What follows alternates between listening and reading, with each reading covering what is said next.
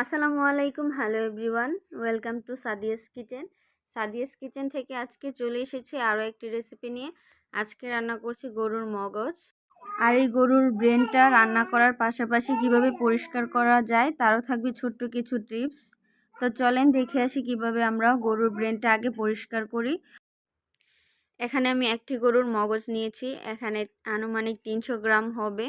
এখন এটার মধ্যে দেখতে পাচ্ছেন উপরে একটা পাতলা আবরণ আছে, এটা উঠিয়ে নিতে হবে। অনেকেই দেখা যায় মগজটাকে সিদ্ধ করে পরে পরিষ্কার করে, কিন্তু আমার কাছে এই ওয়েতে পরিষ্কার করলে বেশি ভালো মনে হয়। কারণ সিদ্ধ করার পর তো মগজটা এমনিতেই নরম হয়ে যায়, তখন উপরে যে আছে শিরা উপশিরা এগুলো বা উপরে যে পাতলা পর্দাটা আছে ওটা উঠাতে গেলে মগজটাও ছিঁড়ে একবারে বের হয়ে আসে। তো আমি এইভাবেই পরিষ্কার করি, আপনাদের সাথে এইভাবেই শেয়ার করছি। তো আপনারা এইভাবে ট্রাই করে দেখতে পারেন। তো আপনাদের সাথে কথা বলতে বলতে আমার মগজটা খুব ভালোভাবে পরিষ্কার হয়ে এসেছে।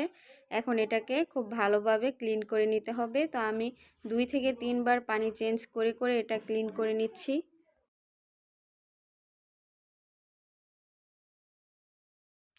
এখন এই মজকটাকে আমি ছোট ছোট পিস করে কেটে নেব। ছোট ছোট পিস করে কেটে রান্না করলে আপনি যখন রান্না করার পর খাওয়ার সময় যতটা বাইট দিবেন ততটা প্রত্যেকটা বাইটের মধ্যে মগজটা মুখের মধ্যে পড়বে, আর এটা খেতেও বেশি ভালো লাগবে।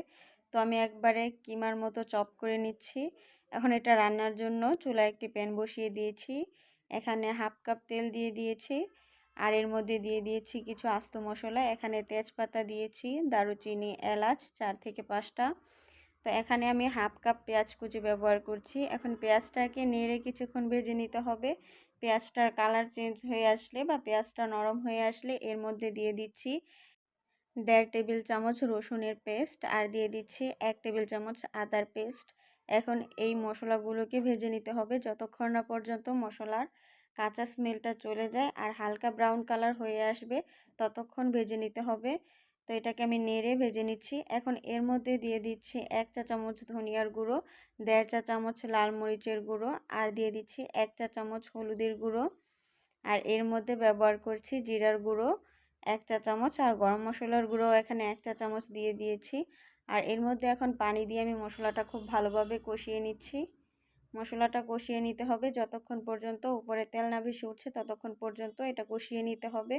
তো এটাকে আমি নেড়ে খুব ভালোভাবে কষিয়ে নিচ্ছি। যখন উপরে তেল ভেসে উঠবে তখন এর মধ্যে দিয়ে দেব 2টা ডিম।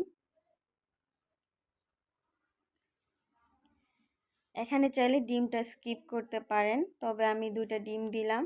আমার কাছে ডিম দিয়ে এটা রান্না করলে ভালো লাগে, তো আপনারা চাইলে এটা স্কিপ করতে পারেন। এখন ডিমটাকে নেড়ে খুব ভালোভাবে মিশিয়ে কিছুক্ষণ কষিয়ে এর মধ্যে আমি মজকটা দিয়ে দিচ্ছি। এখন এটাকেও খুব ভালোভাবে নেড়ে আমি মিশিয়ে নিচ্ছি। এখন এটা কষিয়ে নিতে হবে, খুব ভালোভাবে কষাতে হবে। আর এখন কিন্তু লেগে যাওয়ার চান্স বেশি থাকবে, তো এটাকে কিছুক্ষণ পর পরে নেড়ে এটা রান্না করে নিতে হবে বা কষিয়ে নিতে হবে। আমি কিন্তু প্রথমে লবণ দিই নাই, এখন লবণ দিয়ে দিলাম। লবণ দিয়েছি স্বাদ মতো, আপনারা চাইলে আপনাদের টেস্ট অনুযায়ী লবণটা ব্যবহার করতে পারেন।